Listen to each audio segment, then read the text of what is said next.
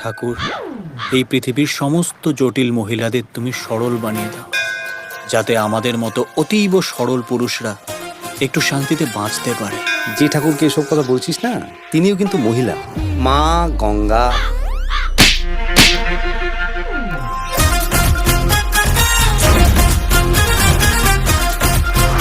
গলদা চিংড়ি, ভরপুর চিংড়ি ফেরত দিয়ে দাও। আরে গলদা চিংড়ি এক হাত দিয়ে খাওয়া যায় না, জামাই টামাই পড়বে। পুরো কচি পাঠা। আমি বলেছি একবার কচি দিতে। হ্যাঁ, বুড়োর দাম কম তো বুড়োই দিন। আরে বুড়ো পাঠা আপনি ছিঁড়তে পারবেন না, দাঁতে আটকাবে। এত বছর ধরে আমি শুধু ছিঁড়ছি দাদা। সাদা শাড়ি না পরলে কিন্তু আমি বিয়ে করবো না। তোমার ঘাড় করবে। ও সাদা শাড়ি পরতে চাইছে, পড়ুক। আমি সায়াতে লাল দড়ি লাগিয়ে দেবো, শরীরে লালও থাকলো, সাদা শাড়িও পরা হয়ে গেল। কি হলো রে? জল খাও জল খাও জল খাও জল খাও তো জল খাও জল খাও। সুযোগ পেয়ে পিঠে গুম গুম করে কিল মারলো। আমাকে সবাই মেরে ফেলতে চায়, আমি না খুনিদের সঙ্গে এই বাড়িতে থাকি। জলে বিষ মেশানো। এই,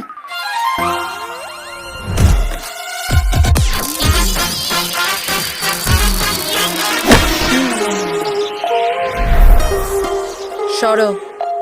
কি ধরবো? ধরো না, সরো। সরো।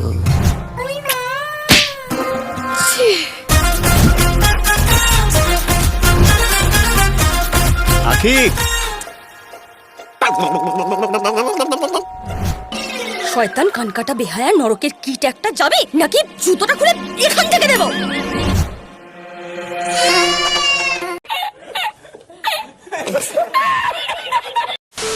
ভাই টিজারটা জাস্ট মজাদার হয়েছে ভাই, মানে যেটা এক্সপেক্টেড ছিল যে এই সিনেমাটা থেকে ভাই কমেডি, যে পিওর কমেডি, ননসেন্স নয় বা তোমার ভালগারিটি নয়, যে মজাদার কমেডিটা আমরা এক্সপেক্ট করছিলাম সেটা ভাই পুরো ডেলিভার করছে এই টিজারটা।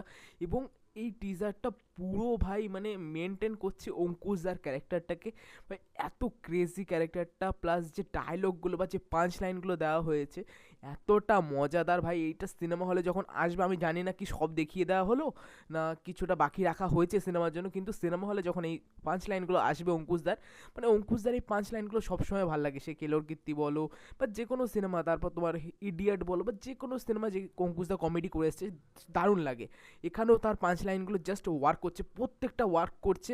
এবং দেবরাজ ভট্টাচার্যকেও ভাই খুব ভালো লাগছে, তার বন্ধু চরিত্রে, এবং তাকে আমার সবসময় ভালো লাগে ভাই। প্রত্যেকটা পাঁচ লাইন ওয়ার্ক করছে। আমার এই ধরনের কমেডি বেশি ভালো লাগে, যেখানে কিছু কিছু পাঁচ লাইন থাকে, একটা ক্যারেক্টার কথা বলছে তার মাঝখানে সে একটা ক্যারেক্টার কথা বললো পাঁচ লাইন, বেশ মজা লাগে। এখানে প্রত্যেকটা মানে প্রত্যেকটা ভাই ওই প্রায় 2 মিনিটের কাছাকাছি টিজারে সব কিছু রয়েছে, মজাদার রয়েছে, যেটা ভাই খুব মজা লাগছে। এবং ঐন্দ্রিলাকে খুব মিষ্টি লাগছে, তার একটু জায়গা রয়েছে কিন্তু বেশ মজাদার লাগছে। তখন মানে শর্ট খাওয়ার পর বলছে সরো, তো বলছে ধরো, কী ধরবো ভাই। এই মানে মজা আছে ভাই, টিজারটা জাস্ট মজা আছে, মজা পেয়েছি।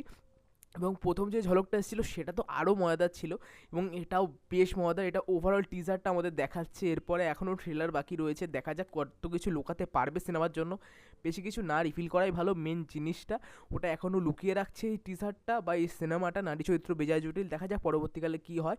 এবং 9 জানুয়ারি তো আসছে এবং ডাইরেক্ট করছে সুমিত সাহেল, একটা ভরসা আছে। এবং কোনো জায়গায় মনে হচ্ছে না যে অন্য সিনেমা ঝলক বা সাউথের সিনেমা ঝলক, এটা পিওর বাংলা সিনেমা যেমন হয় কমেডি তেমন লাগছে। অনেক দিন পর একটা ভালো কমেডি আসতে চলেছে এবং দেখা যাক কেমন হয় সিনেমাটা। অঙ্কুশ তো ভাই সবসময় পারফেক্ট ভাই কমেডির জন্য। আমি সবসময় বলে আসি জামাই চাষবি শেষে আমার ওই সিনটা এখনও মজার লাগে, যে পি পি পি পি ভাই এত হেসেছিলাম, এখনও ভাল লাগে।